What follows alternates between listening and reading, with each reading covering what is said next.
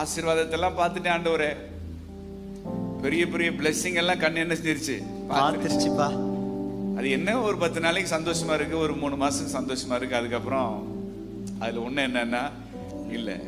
ஆனா என்னுடைய மகிழ்ச்சி யாருன்னு கண்டுபிடிச்சிட்டேன்னா நீங்க தான், நீங்க தான். ஹல்லேலூயா, அல்லேலூயா, ஹல்லேலூயா. அதனால இந்த 1 கொரிந்தியர் 5 நம்ம வாசிக்கிற பாருங்க, பஸ்காவாகிய கிறிஸ்து நமக்காக என்ன செய்யப்பட்டிருக்கிறாரு, பலியிடப்பட்டிருக்கிறார்.